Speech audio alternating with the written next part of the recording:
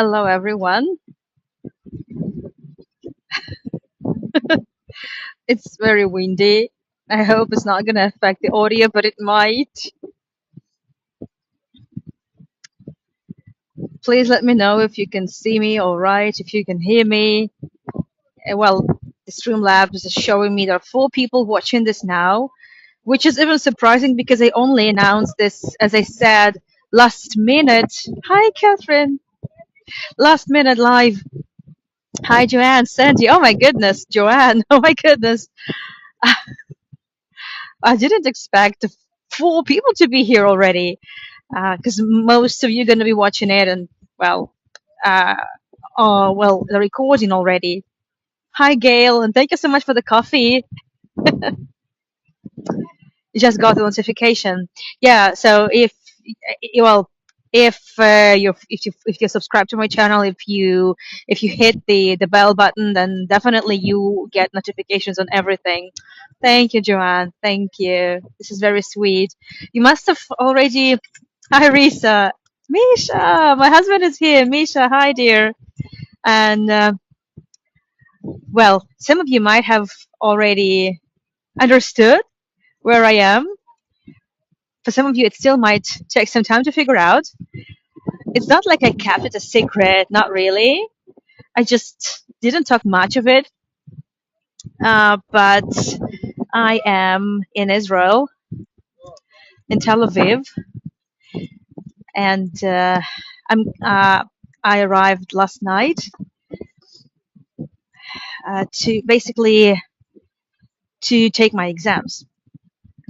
As you know, for the past, well, for over a year, I've been studying for my guide's license, and I've been studying really hard and invested so much time and money into this. And even though we are currently based outside of Israel, um, it's still one of our homes. And well, I'm not giving up on Israel, definitely. And who knows? So when we decide to come back, that would be, it would be, I don't know, it wouldn't hurt to have a qualification.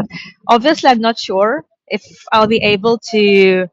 Weather is lousy. Yeah, I hope the sound is not lousy though. So whether I pass my exam or not, that's a different question. And obviously, I'm not sure. Many of you are so sure that I would pass, but personally, I'm not. But that's okay.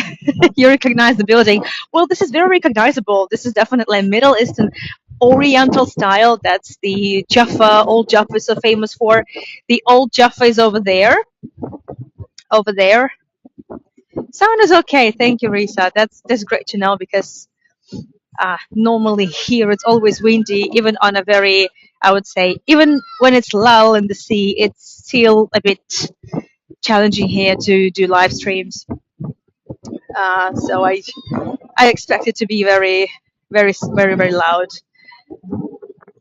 Thank you so much. Thank you. So I will not be going to Old Jaffa today, and because I have done gazillions of tours there already. But I wanted to see the modern Tel Aviv, and I wanted to show you the modern Tel Aviv. I'm staying tonight. I'm spending this Shabbat in Tel Aviv. My group mate has been extremely kind to me and allowed me to stay in his room while he's away for Shabbat. So, Benny, if you're watching this, thank you, dear. You've been so kind to me. You have no idea. So that's why I've decided to use this time wisely. I'll be killing 2 birds with one stone, maybe even 3 birds with one stone, because I have, well, I I'll be walking down the streets and also revising some history for the exam. I'll have also time to read, to do some reading, and also to watch some documentaries while I'm here. And tomorrow I'm planning to film some content for my tours, obviously pre-recorded ones, but who knows? I might also go live tomorrow. Who knows? that's basically it. So let's not waste any more time. I have already updated you what I'm doing here, and I assume more people will be joining. So I might have to repeat it a couple more times just to make sure we're on the same page. Let's just move away from here.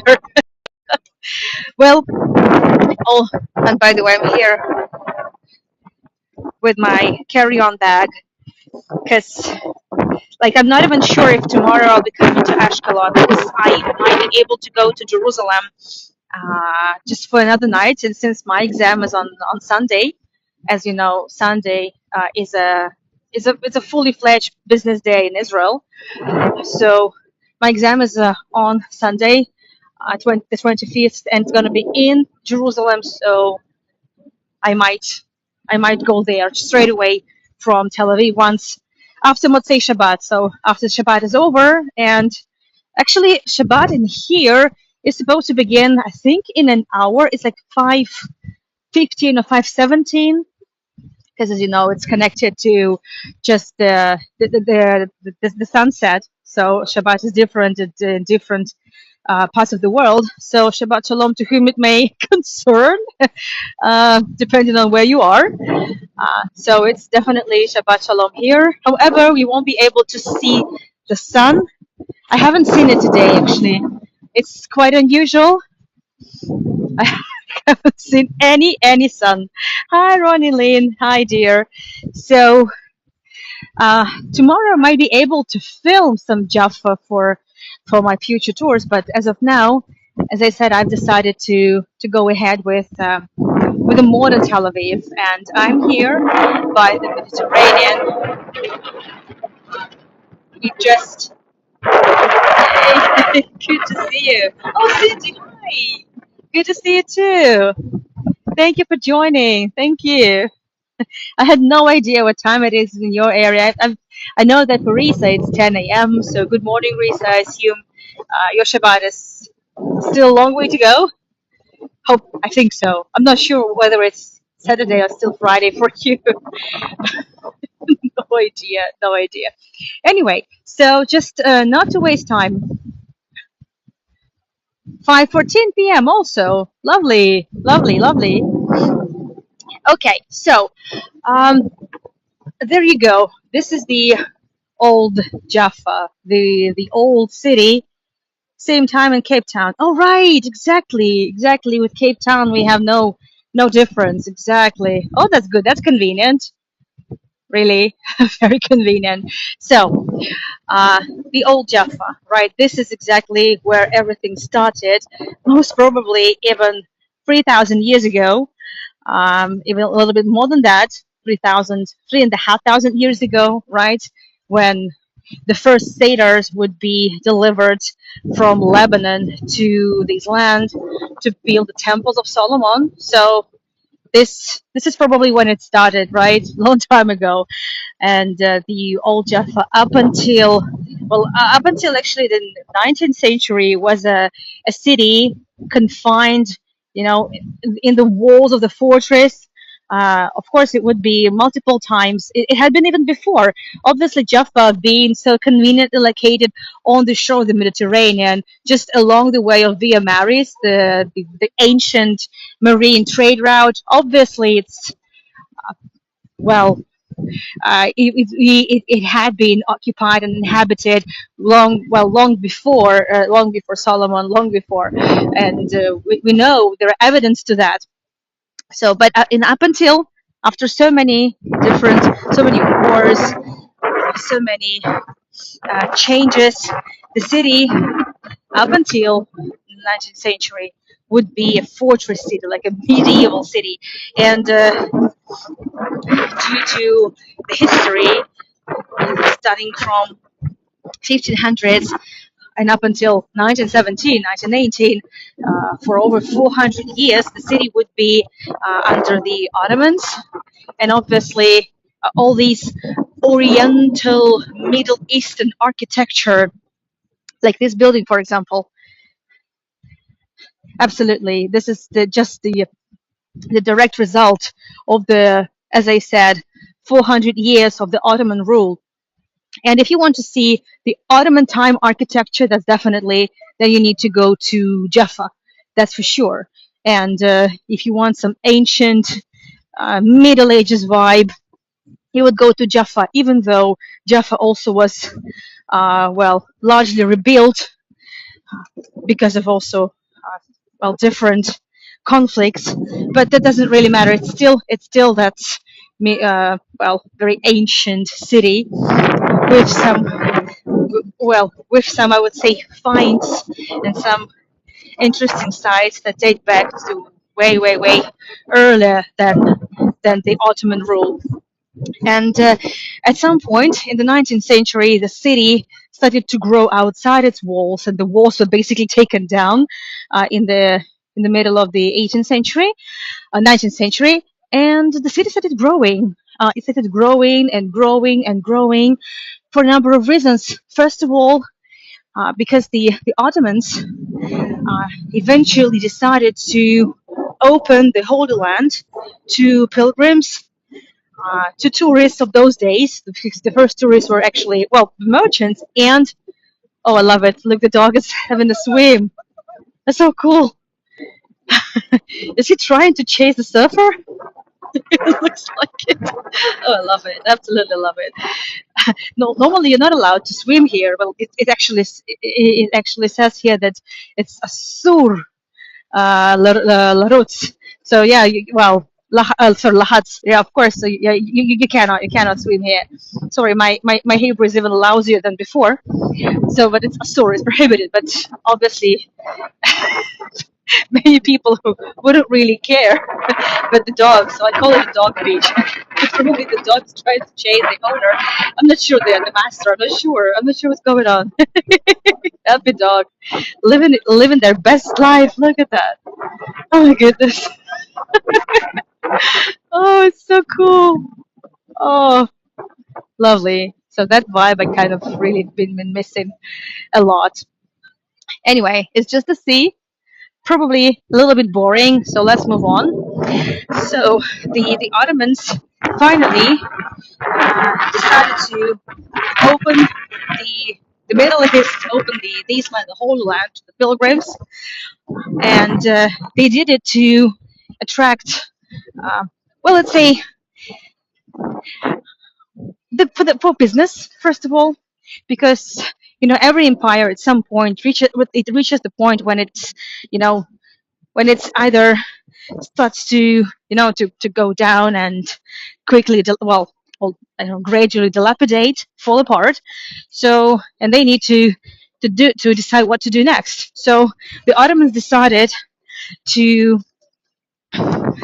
get attention, support, financial support from the West, to open to the West, for more, to get more exposure, so to speak, and it worked. At that point, also, the very first, aliyahs, were allowed, and to make sure we're on the same page, aliyah is it basically means, literally, you can translate it as ascension. So ascension to Zion, you're going up. So it refers to the immigration of Jews to their historic motherland, back to roots. Okay, now I need to cross here.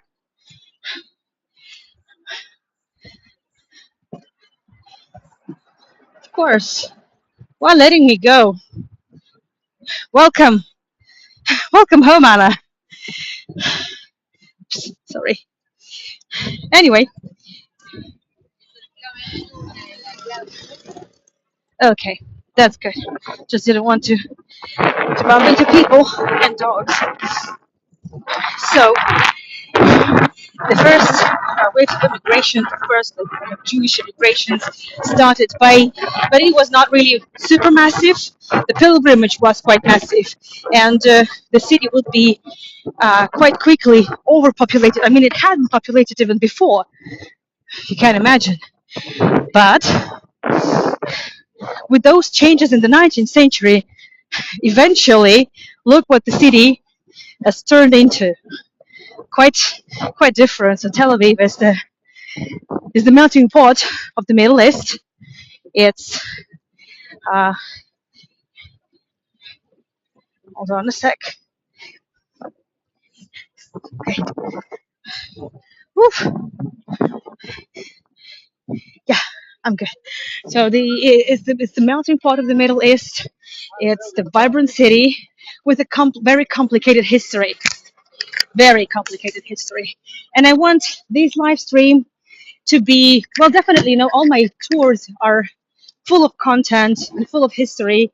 And I've been thinking to go on I would say, way more relaxed mode, maybe, because I'm planning actually two more live streams tonight. And the next one is to begin like 30 minutes after this one is over. I basically need to recharge my phone and stuff like that. And I like it. Uh, what I like about Tel Aviv is that it's so vibrant, it's so modern, but it's also ancient. I mean, Tel Aviv, it's a modern city. It's also a modern name because Jaffa, well, it was a city, right? It was the city. There was no Tel Aviv. Tel Aviv is the invention of the 20th century only. But that's the contrast here. Something old, something new, and I love this contrast. They're everywhere here in the downtown. Basically, this contrast is everywhere in the entire Holy Land. You probably don't get to feel this in Jerusalem. However, in Jerusalem, they also know how to disguise some newer things obviously in the Jewish quarter, where I did quite a number of tours, and I explained also the complex history of the Jewish quarter of Jerusalem, because it was largely destroyed in 1948, and then in the Six-Day War as well. Well, but that's a different story for sure. So I've taken you here because this is where the history of the, so to speak, modern Tel Aviv, well, the new Tel Aviv, started with that wave of immigration and pilgrimage. First of all, pilgrimage, because the first immigrations would be nothing compared to the number of Christians coming to see the Holy Land. And it's surprising because up until Napoleonic invasions, Napoleonic times, Napoleon's campaign in the Middle East, which was not really planned. He had to play it by ear when in Egypt. He had with him, he had a historiographer. Well, he had some group of people with him who helped him, who did a lot of, who did a diary for him, kept a diary for him, and they would be all these accounts of Napoleon's travels would be published, and that sparked the interest towards the Middle East, again in Europe. And the Ottomans, who definitely had been largely affected by Napoleon's invasion and the massacre that he did in Jaffa. He took over Jaffa within like 3 days, so it was just the rivers of blood. And then also because of the Crimean War that happened in the middle of the 19th century, the Ottomans had been, I would say they had become a lot more vulnerable to the changes, and every next war could basically completely undermine and even probably destroy the entire empire. So that's why they needed a lot of support, and they needed a lot.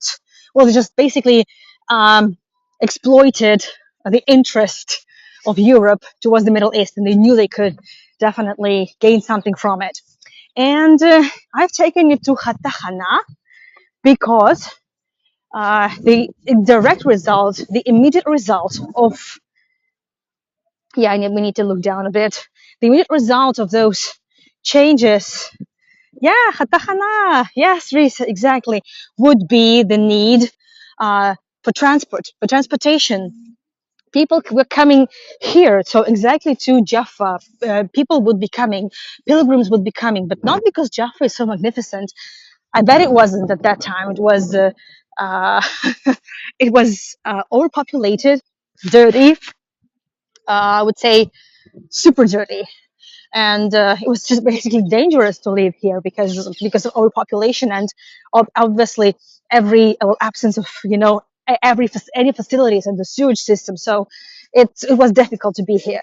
So people coming to Jaffa not because of that, they would be coming because there was a port here. That was it. So the new station was needed. There's nothing in there, but there used to be a cafe. This this bima, so to speak, this stage was also used uh, for small concerts held here at the weekend on holidays.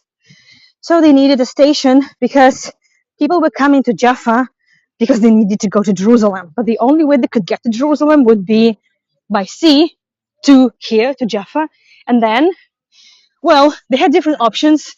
It could be donkeys, and it would be then 4 days.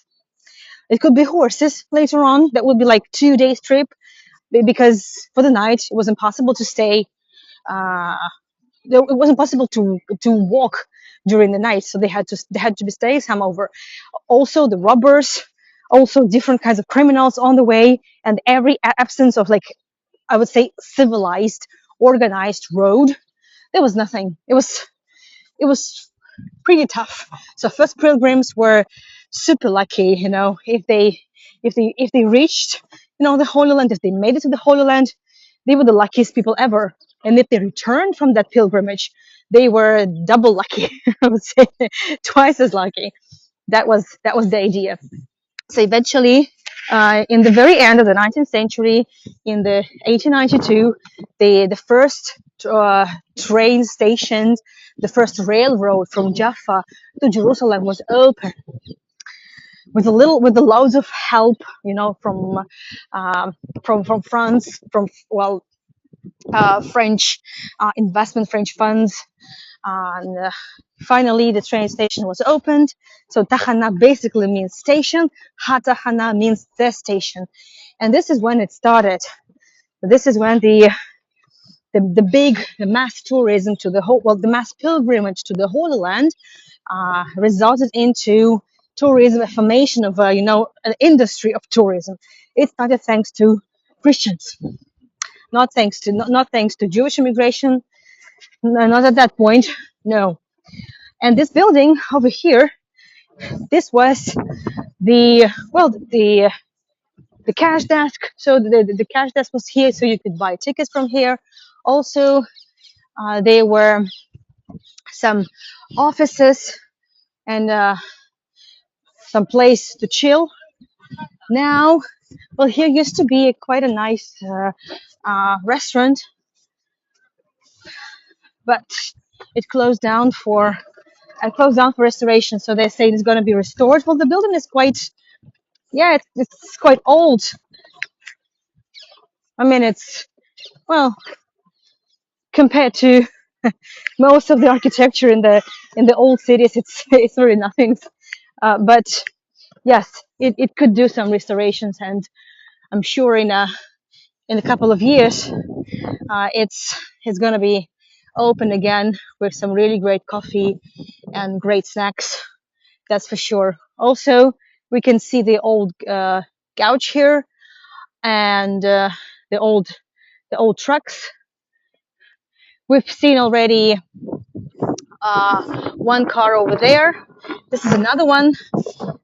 This is the second class car. The previous one was the first class car, was a bit bigger. Uh, Here in the during the high season, there's even a kind of a 3D simulation of a trip with you know it's you put on VR glasses, and it's nice, but obviously there's nothing going on at the moment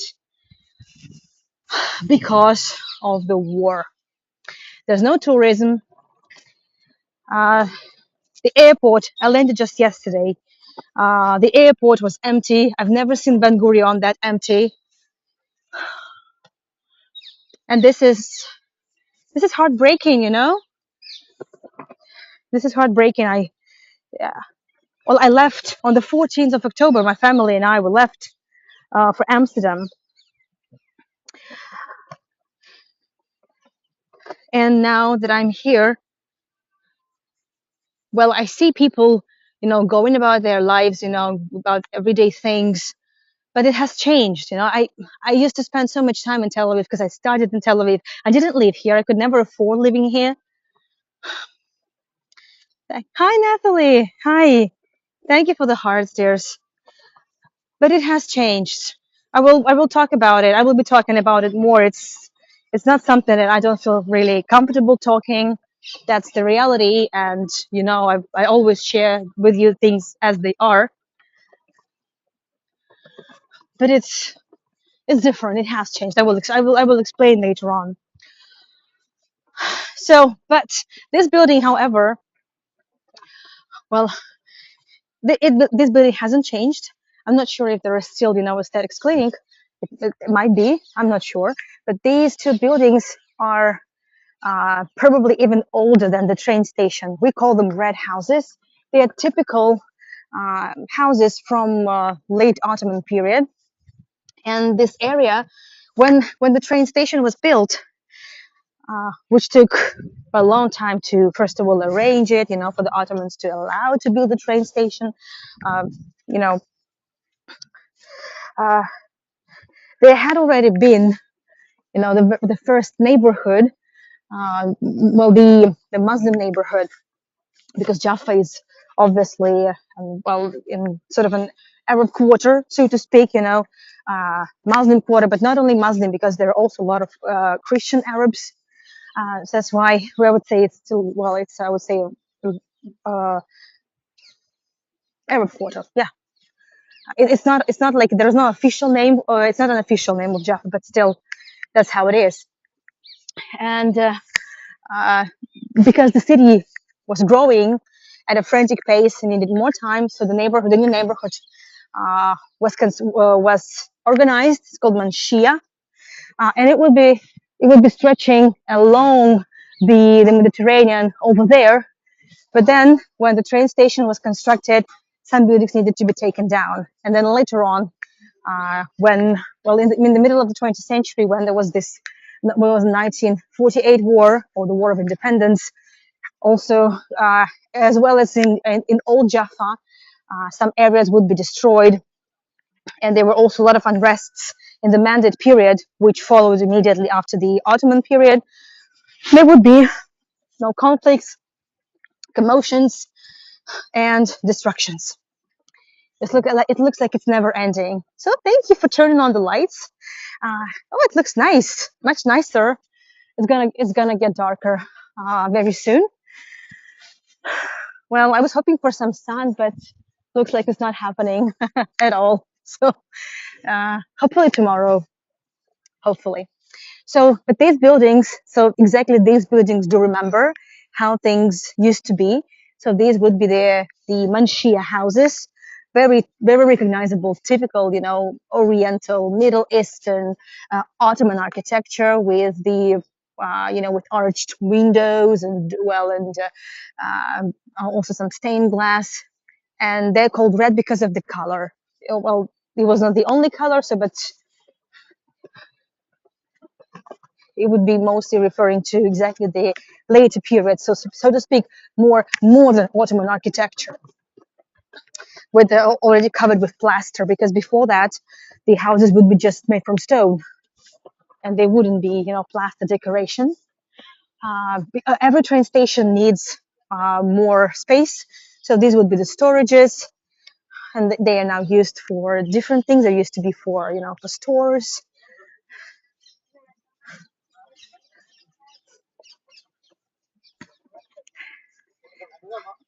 But here,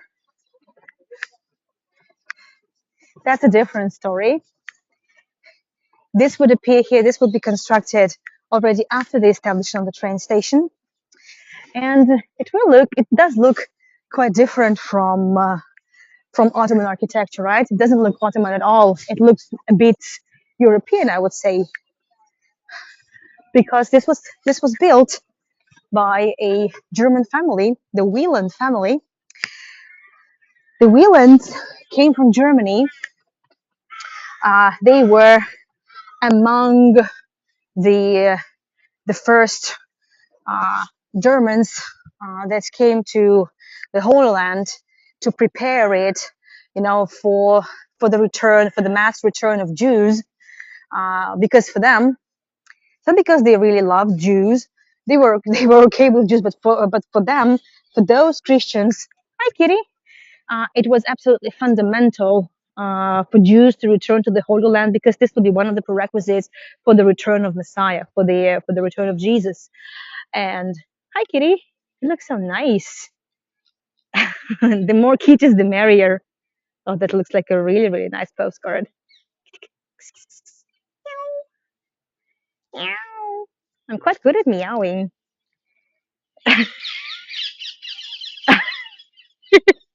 Look, we've just had basically two main ingredients for a good tour.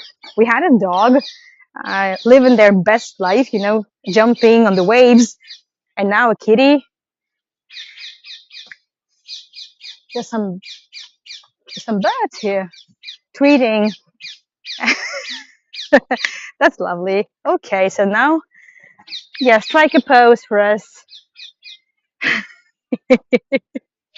So I'm not sure how high this cat can climb this Washingtonia palm tree. I'm not sure. It's pretty high over here. So the Germans came here to prepare the whole land for the return of Jews, because they were basically waiting for the return of Jesus, which they thought would happen in year 2000. So they had, well, the first German colony was established in the end of 1860, so they had a bit less than 150 years to prepare. They had a lot of things to do, because the Ottomans. It's not like Ottomans actually invested a lot of money, to turn the whole land into, some gorgeous Ottoman cities. Not really, and we don't even know much about what happened here, what life was like before those big changes in the 19th century and 1800s. So we gotta think. Beautiful. Look, I mean, it just occurred to me, I just realized actually it's February, but we have some flowers blossoming, because in summer flowers don't blossom. It's too hot for the flowers to bloom. Well, some flowers do, but well, not. It's something quite unusual. So exactly, Israeli winter is the time, to enjoy the flowers. Looks nice, beautiful, lovely. So this used to be one of my favorite places to hang out, because you're in the downtown, and this place is really close to where my studies used to be. So I like to hang out here very, very much. So the Wielands, they were among those German colonists, uh, and they came here to develop the land. So they did.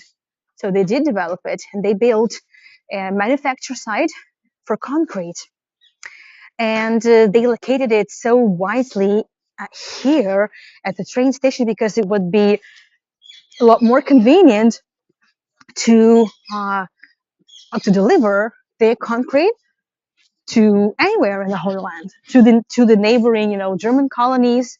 As you know, there are two German colonies uh, in Tel Aviv, and there's Sarona, and there's American German colony. Many things. And Haifa is the first German colony. You know, they had a lot of things to do. Plus, the since the Ottomans allowed the purchase of lands, for Christian organizations, there was much need for construction materials. I like how it looks. Wow, we'll be walking that way definitely. Wow, if you're taking any postcards, please do share them. It's beautiful. With the lights, it looks a bit more festive. It's gonna be pretty. It's gonna be pretty empty here, because, as I said, it's different. It has changed, and while the war is still going on, it's gonna feel very different, and most probably it's gonna be different at all, like forever, because what happened in October and what's still happening, it's, well, something unheard of. And Wielands settled down here. They built themselves a big house, but they built it so that the house itself would be a great promo for their business. Look at this. This is the concrete. This is the Wielands concrete. They didn't need to buy any. Well, they didn't need to buy anything else. They didn't need to buy for the competitors. They would just use their concrete. Loud and clear, right? So now I'll put my I'll put my bag somewhere here, and look at the color coordination. So it's just absolutely mad. Look, perfect match. So I want to take you upstairs. Oh, I used to hang out here so much. I'm so sad that the coffee shop called Akbar, a mouse, closed down. It's so sad. So hopefully it will reopen. Look. Thank you, Ronaldine.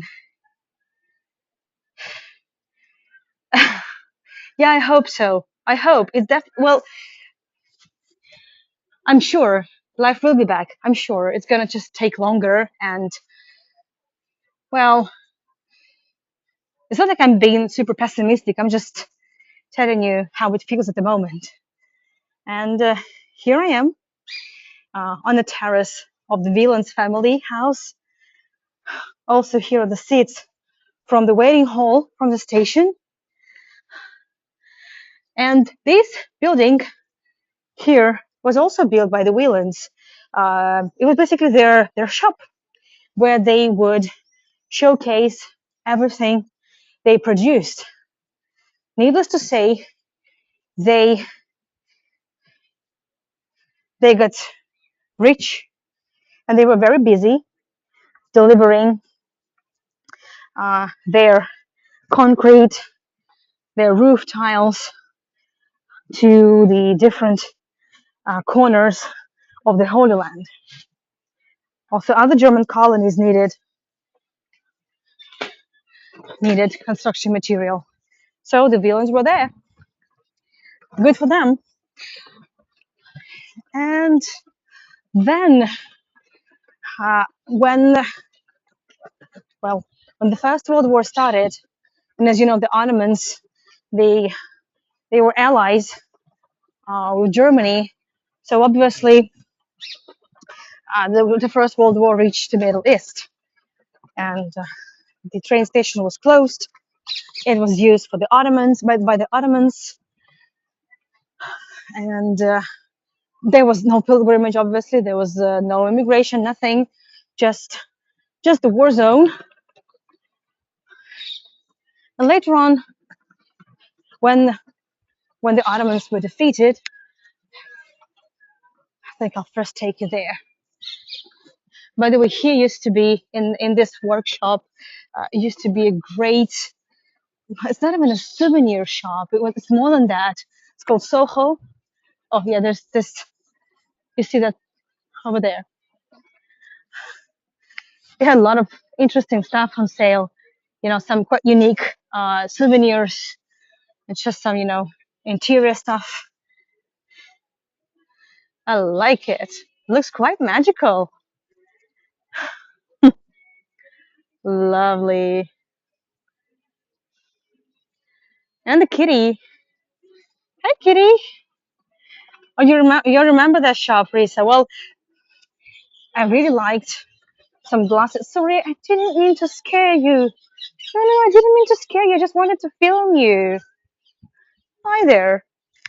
I thought I would film you enjoying yourself over there. Okay, let's not disturb the kitty anymore.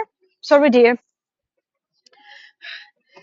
I also like it. Normally on Friday night, because Tel Aviv is I would say it's the most secular city of all in Israel. Normally on Friday night, it would be swarming with people. It would be so bustly, so vibrant. Well, it's too quiet now. It's quite unusual, but I'm also enjoying this unusual because wow, it's just my HaTachana basically, me and the cat. So lovely. Oh, thank you so much for the PayPals. Thank you.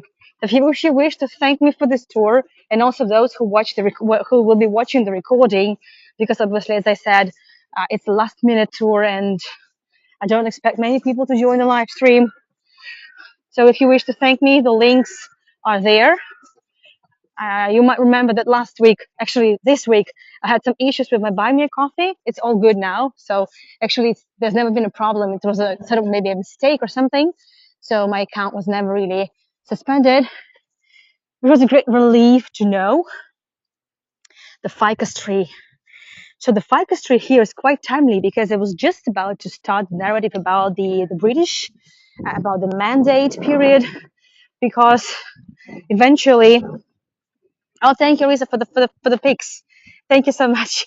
I'll check them out later on in between the tours.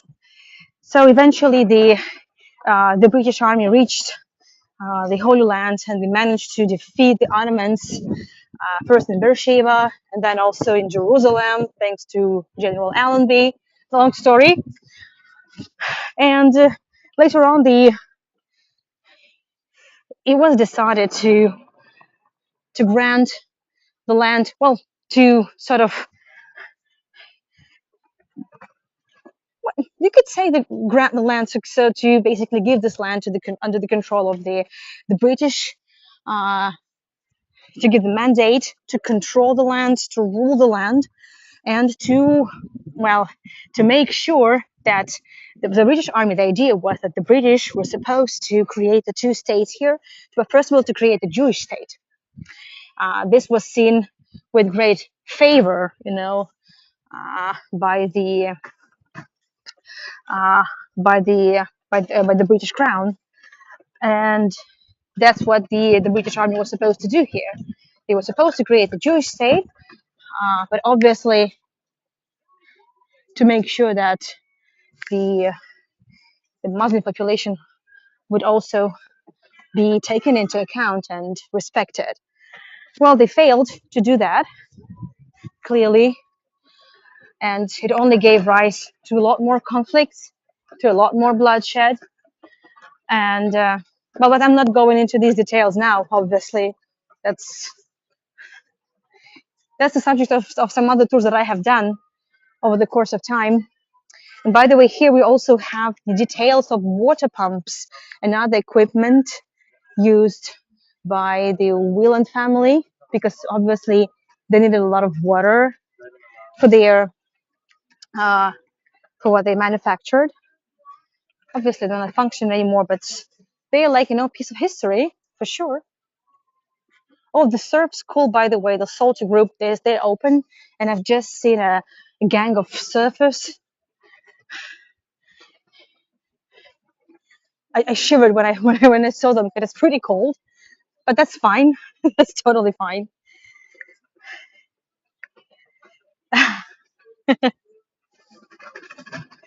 Okay, so let me.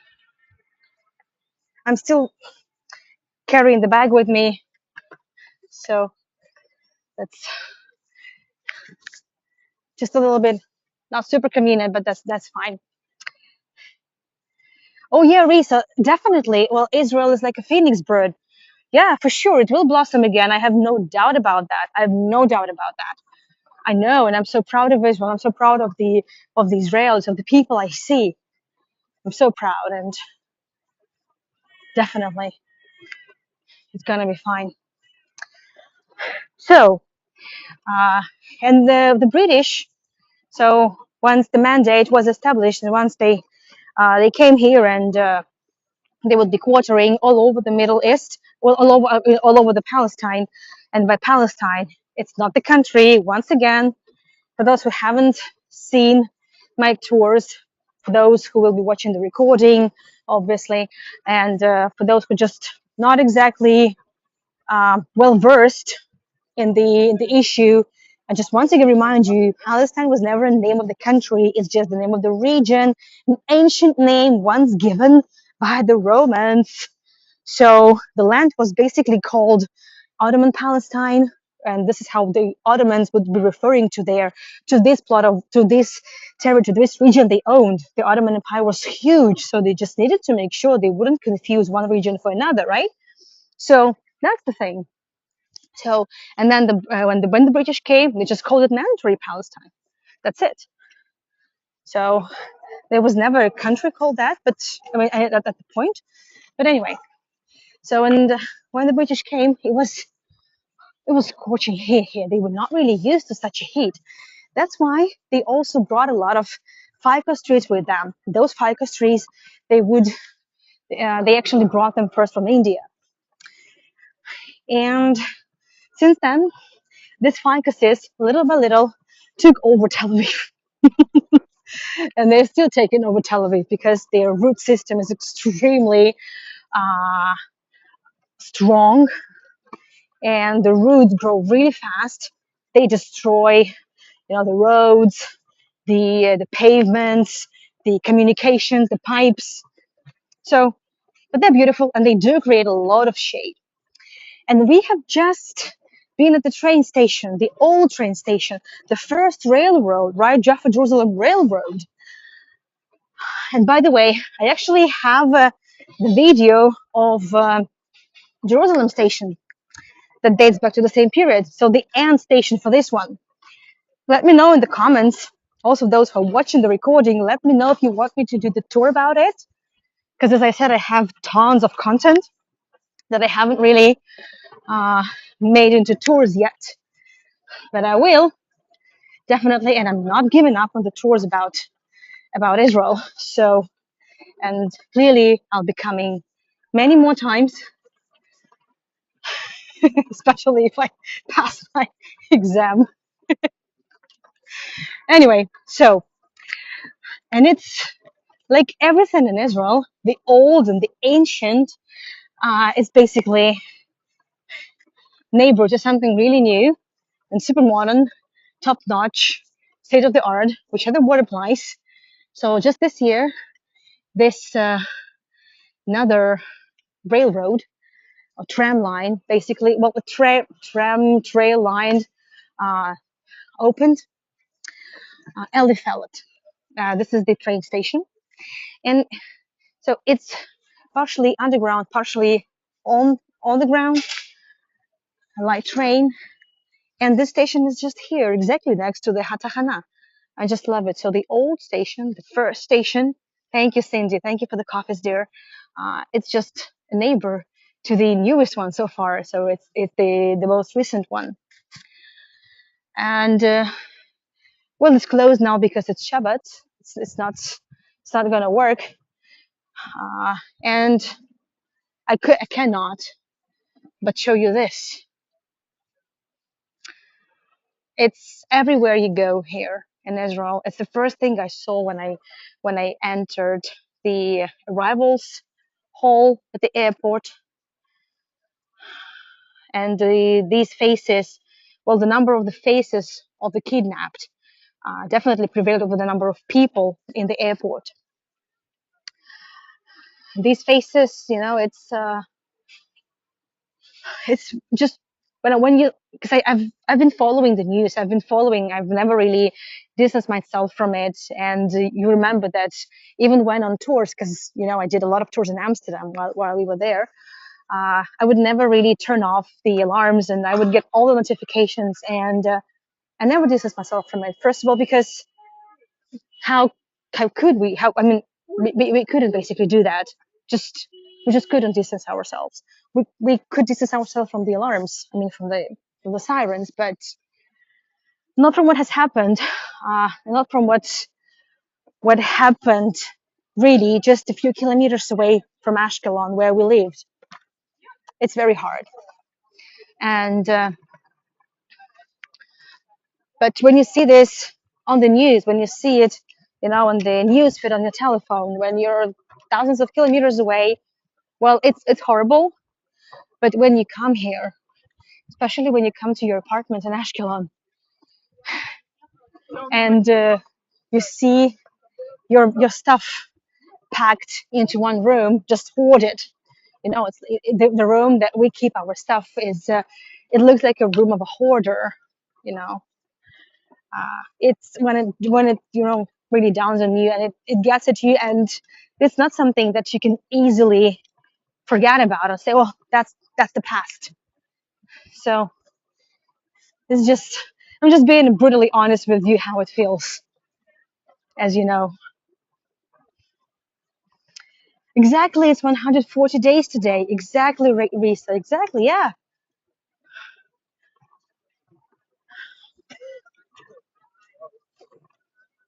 yeah.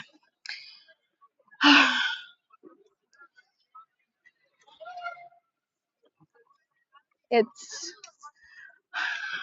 I remember how Friday night, every Friday. Well, it's not like I was here very often on Fridays, but yes, mostly other days of the week.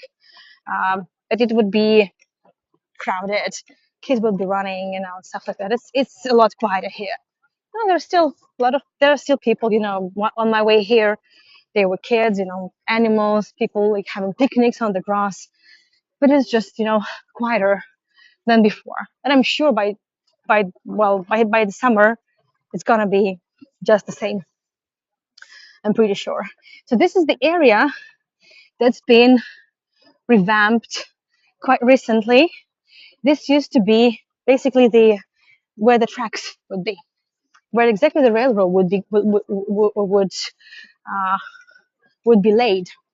It was turned into this, it's like a modern recreational zone with, of course, the bike lanes, some green grass over there, and from here, within like 10 minutes, you can find yourself in the heart of the modern Tel Aviv.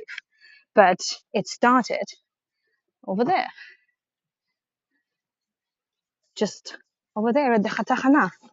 So I would say this road is just like a sort of a time travel, like a timeline of Tel Aviv. And from the old train station and the one-story building, very quickly you reach the skyscrapers. Well, that's how it works. But we're not going there just now.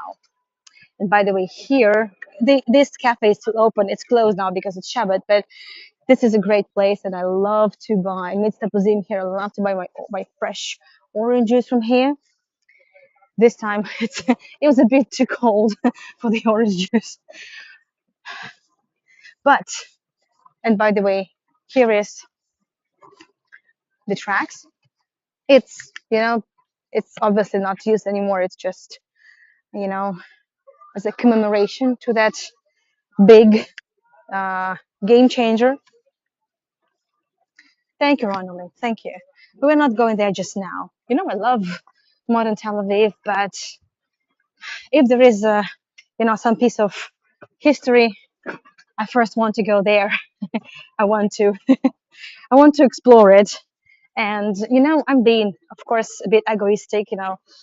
When choosing the places to take you to, I just chose the places I I wanted to see the most.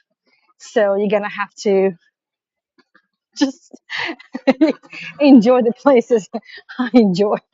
I'm sorry, but it is what it is.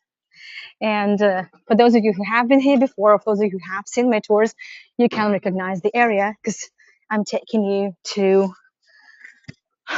the first Jewish neighborhoods outside of Jaffa walls.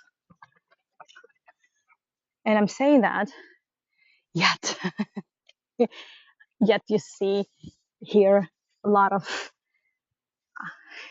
Ottoman architecture, because for architecture it takes much longer. It would always be a bit behind geopolitical changes, economic changes. Even the architecture is very, very slow to change.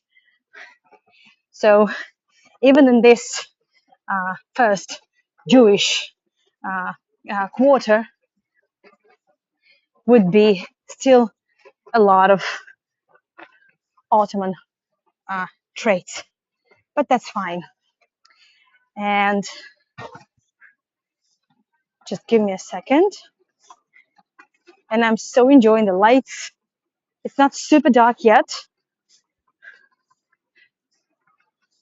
but it's dark enough for the lights to make everything seem a lot more beautiful. I mean, it is beautiful, but it looks even more beautiful, a lot more special when you hear roaming among the lights. And yeah, so standing on what used to be the first Jewish neighborhood, I'm looking at at what it has become, the big hub of everything in the Middle East, most international city, the Silicon Valley of the Middle East. Many words can apply here. Yet, whoops, and that's it. Still a lot of uh, Ottoman features everywhere, but I'm loving it. I don't see any issues with that. You choose well. Well, Risa, I mean, of course.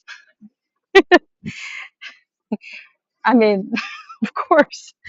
So the HaTachana, the Neve Tzedek, exactly that's the name. Well, Neve Shalom and Neve Tzedek, the first neighborhoods. I mean, it just absolutely couldn't be a bad choice, right? Yeah. This is the backyard. We'll be coming here for the second tour, don't worry. But I'm just giving you a bit of a teaser. And for those who have seen my tours a long time ago, as you know, I haven't done these tours for a while. So you can recognize this is the building that belongs to Suzanne Dalal Dance Company, dance school, and the contemporary dance studio, Suzanne Dalal Center. But obviously, it has a much longer history, which I will be sharing with you very soon. Wow, that's a wow. Lovely. I missed this. This I did miss. I hope you too.